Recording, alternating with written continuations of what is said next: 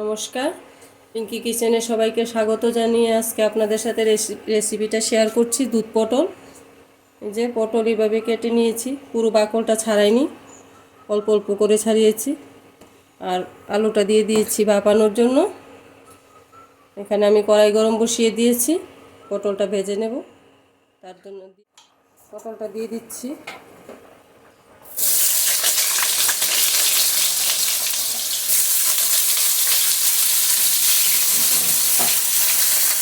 দিয়ে দেবো নুন, হলুদ দিয়ে দিচ্ছি। হলুদ যেহেতু দুধ পটল, হলুদের পরিমাণটা কমিয়ে যাব। দিয়ে দিচ্ছি নুন। এটা একটু মিডিয়ামে রাখবো।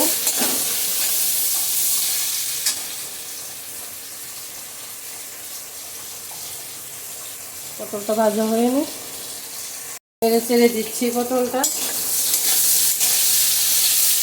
আর একটু ভাজা হবে।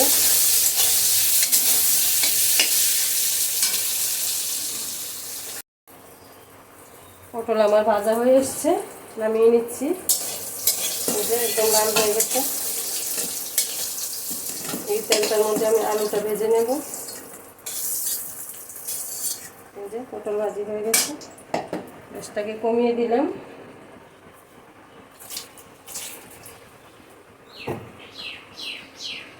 পটলের জন্য মশলাটা নিয়ে নিলাম। একটু মোটা জিরা বেটে নিয়েছি, হাফ চামচের মতো নিয়েছি। 1 চামচ নিয়েছি জিরের গুঁড়ো, হাফ চামচ নিয়েছি ধনের গুঁড়ো, আর এই 2 টুকরো আদা নিলাম। আর কাঁচা লঙ্কা দিয়ে দেবো 4টা কাঁচা লঙ্কা দিয়ে দিলাম। মোটা জিরাটা অবশ্যই, মুড়ি বাটাটা না দিলে এটা স্বাদই লাগবে না, সেন্ট আসবে মোটা জিরাটা দিলে। মশলাটা তৈরি হোক, ততক্ষণে আমি আলুটা ভেজে তুলি। তেল গরম হয়ে গেছে, পটলটা দিয়ে দিচ্ছি।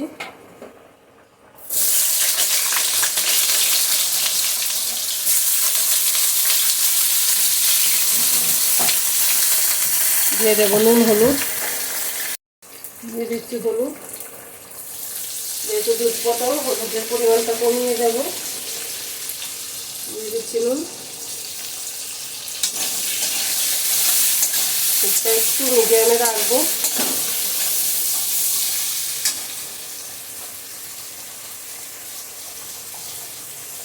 পটলটা ভাজা হয়ে নি, নেড়ে চেড়ে দিচ্ছি পটলটা,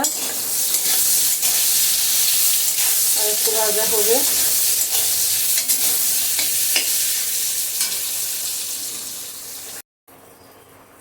পটল আমার ভাজা হয়ে এসছে, নামিয়ে নিচ্ছি।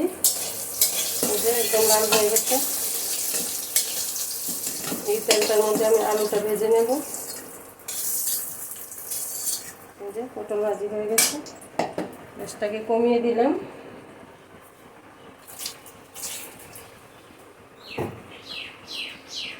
পটলের জন্য মশলাটা নিয়ে নিলাম। একটু মোটা জিরা বেটে নিয়েছি, হাফ চামচের মতো নিয়েছি। 1 চামচ নিয়েছি জিরের গুঁড়ো, হাফ চামচ নিয়েছি ধনের গুঁড়ো, আর এই 2 টুকরো আদা নিলাম। আর কাঁচা লঙ্কা দিয়ে দেবো 4টা কাঁচা লঙ্কা দিয়ে দিলাম। মোটা জিরাটা অবশ্যই, মুড়ি বাটাটা না দিলে এটা স্বাদই লাগবে না, সেন্ট আসবে মোটা জিরাটা দিলে। মশলাটা তৈরি হোক, ততক্ষণে আমি আলুটা ভেজে তুলি। এই যে ফোড়নে কী দিচ্ছি: গোটা একটা শুকনো লঙ্কা, 2টো তেজপাতাকে আমি অর্ধেক করে নিয়েছি। এখানে নিয়েছি গোলমরিচ কয়টা, লং, এলাচ, দারচিনি আর জিরে ফোড়নে দিয়ে দিচ্ছি।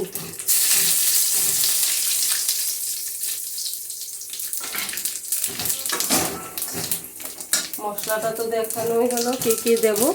ওই যে আদা, জিরে, ধনের গুঁড়ো, মুড়ি বাটা, কাঁচা লঙ্কা বাটাটা দিয়ে দিচ্ছি। এখন জিরে ভাজা হয়ে গেছে, মশলার বাটিটা দিয়ে একটু জল দিয়ে দেবো।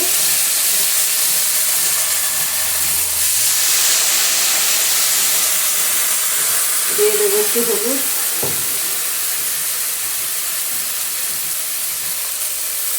অল্প পরিমাণ হলুদ।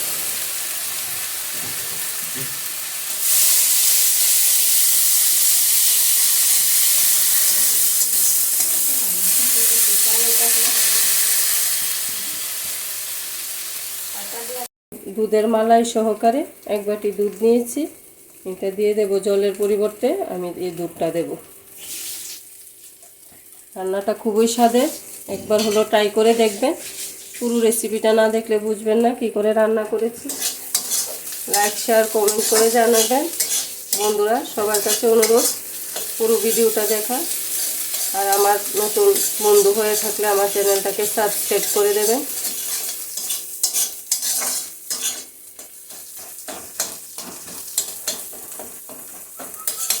নিরামিষ যারা খায় ওদের জন্য তো খুবই ভালো, বাচ্চারাও খেতে খুব পছন্দ করে। নিমন্ত্রণ করলে কাউকে এই রেসিপিটা করে দেখাতে পারেন, খুবই টেস্টি একটা রেসিপি।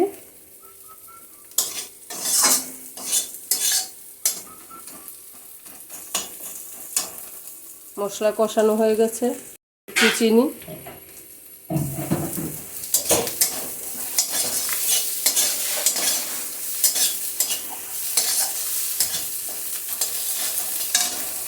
আলু আর পটল ভেজে তুলে নিয়েছিলাম, সেটা দিয়ে দিচ্ছি।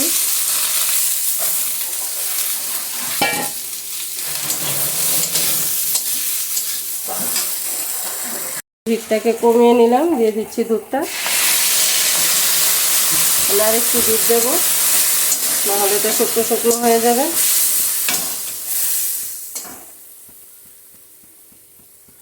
দেখতে কত সুন্দর লাগছে। আরেক বাটি দুধ দিয়ে দিচ্ছি আমি। দুধটা একটু ঘন হলে তরকারি টেস্টও হয়, দেখতেও ভালো লাগে।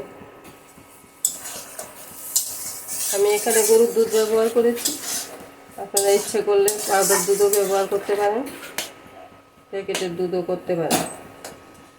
সবগুলো আমার সেদ্ধ হয়ে গেছে। এখন হিটটা বাড়িয়ে বলক ওঠা পর্যন্ত অপেক্ষা করতে হবে। যেহেতু আমি এলাচ দারচিনি দিয়ে দিয়েছি ফোড়নে, বেটে আর দেব না। রান্না মোটামুটি হয়ে এসেছে।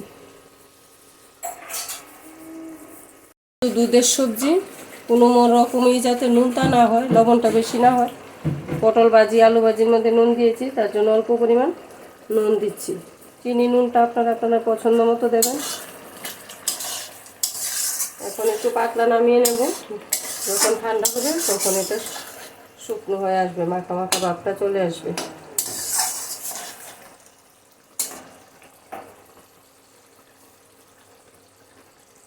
দেখুন বন্ধুরা, রান্না আমার শেষ।